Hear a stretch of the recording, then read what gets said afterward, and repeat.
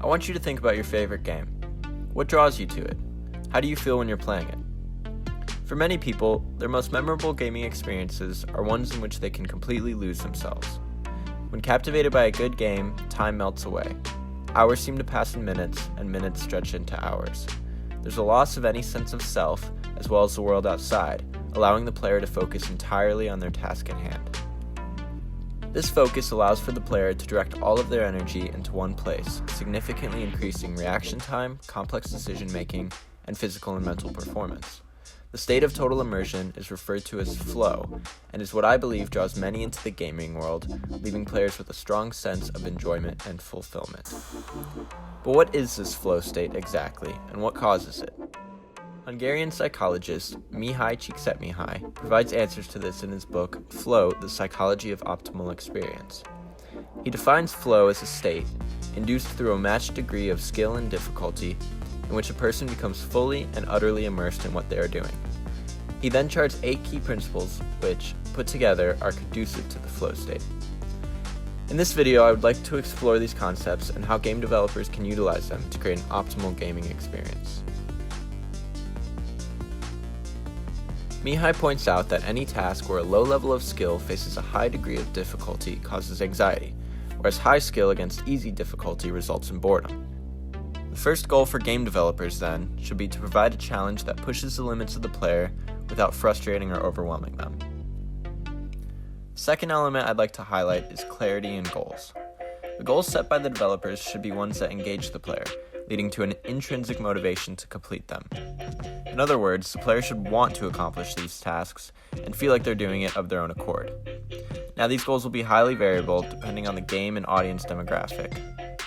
But, as long as the player feels like they have the means to complete their task at hand, as well as an actual desire to do so, they will be more willing to invest their energy and attention.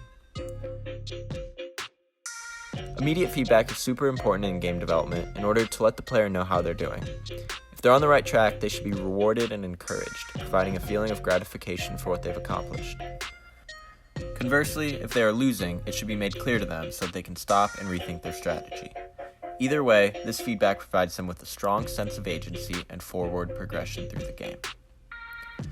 The last element I'd like to consider, and perhaps the most important, is control, or at least the illusion of it. This aspect, in my opinion, highlights the importance of intuitive game mechanics. In a good game, the control should come naturally, making the player feel like they have mastery over their character and the world around them. A game with good controls leads to smoother gameplay, as well as a greater feeling of competence and power for the player, all culminating in a better chance of achieving the flow state. So these concepts sound nice in theory, but let's take a look at how they're employed in one of the most popular and lucrative games of all time. Now, you may be thinking, Minecraft doesn't use any of these principles. It just drops you in this world with no defined direction, no goals, and no feedback. The power and magic of Minecraft is the freedom. While I agree with the latter, Minecraft does contain all of these elements in a very brilliant and subtle way. First, let's talk about difficulty in Minecraft. One virtue of Minecraft is its accessibility. Anyone can pick it up and play, and there's no real way to lose. There is still a challenge, but the difficulty of the challenge is determined by the player, meaning they can tailor it to their specific skill level. The entire concept and thrill of Minecraft is setting and accomplishing goals, specifically ones that the player has decided on themselves. The whole game itself is broken down into very definitive, achievable tasks. Say, finding ore to make an axe, to cut down a tree to build your first home. These goals are accomplished, and you're then left with physical, interactive results. This is the feedback telling you, hey, you actually accomplished something. It's satisfying, and therefore addicting. Finally, we have a sense of control. Now, obviously, the mechanical controls in Minecraft are simple and easy to learn, which contributes to its accessibility. More importantly, though, is the control that the player wields over their environment.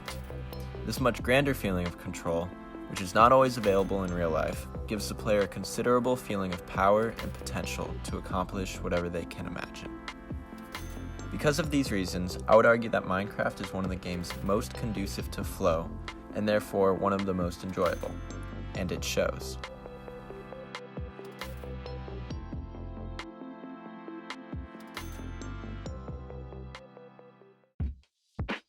Flow is a very powerful state in which total focus can be directed towards one activity, leading to increased awareness, faster reaction times, and complex decision-making, without the individual even realizing it's happening. Employing Mihaly's key principles of flow, as well as recognizing when and how they're utilized, can help game developers create works that provide more than just momentary pleasure.